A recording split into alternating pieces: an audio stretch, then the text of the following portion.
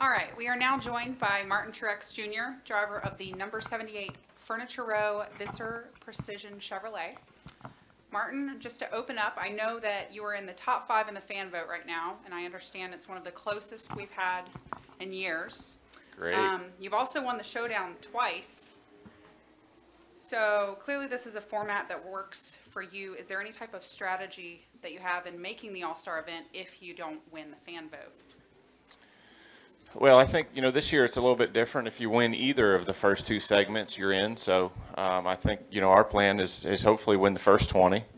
We'll have to see how qualifying goes first and go from there. But I think, that's a little bit different. Usually that first pit stop before tire strategy was important. And, we've been on kind of on both sides of that. So it takes that out of play a little bit. I think the guys that, the guy that wins the first segment won't have any pressure. So hopefully we'll be in that position, and that's our goal right now. All right, we'll open it up to questions. Please state your name and affiliation. We'll start over here.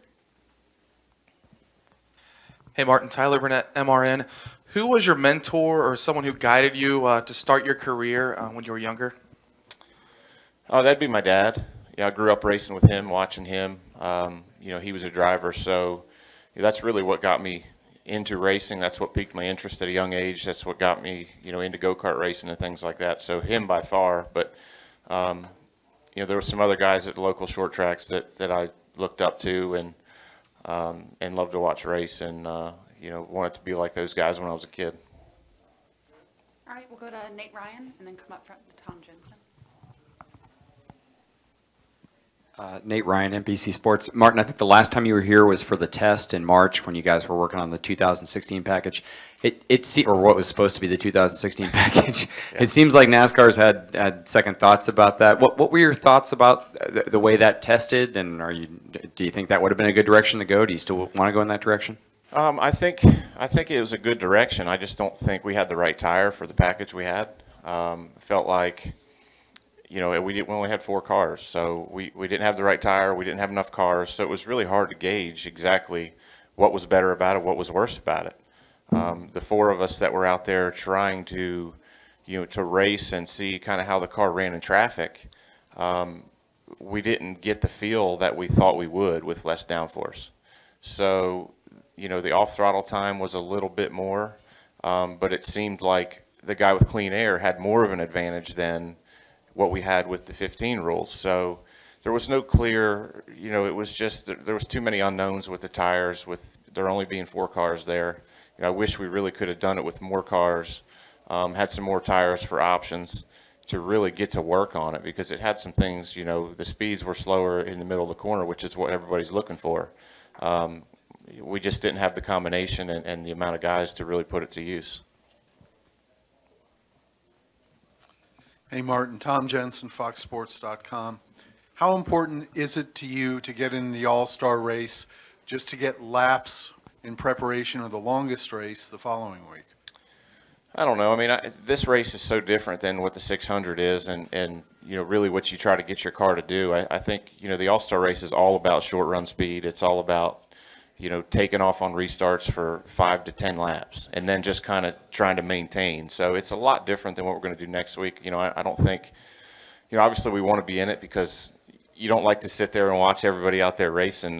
We weren't in it last year, and it's just anytime, the guys you normally race against every weekend are out there running, you're miserable if you're watching. So, more than anything, we just kind of want to get in it to have some fun and have a shot at winning, and it's just an exciting event with no points on the line. It's one that everybody wants to be a part of. So I don't think, if something did happen and we didn't get in the show for tomorrow, I don't think it would, handcuff us, as far as having a good run next week in the 600. All right, we'll go to the middle.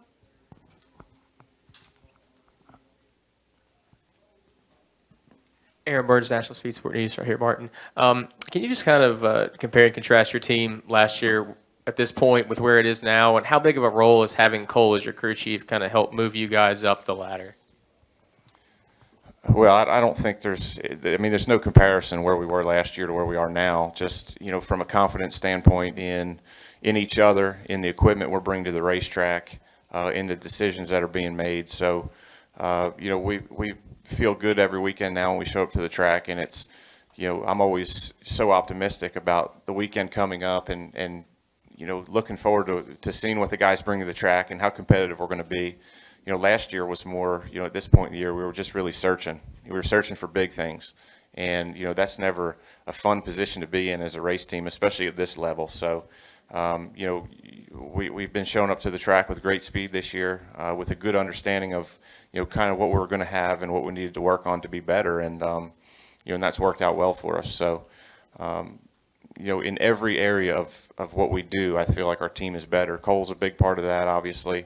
The engineers he brought in over the winter to help him do his job better are a big part of that. You know, the equipment we have is just so many things are different than last year.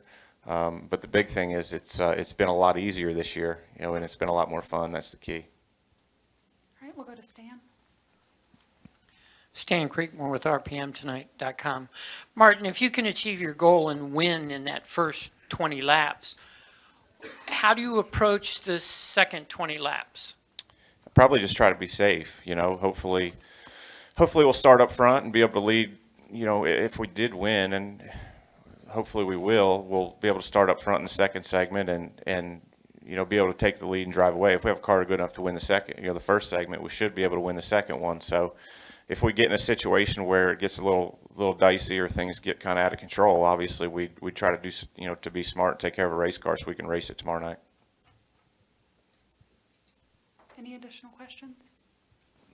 Kelly.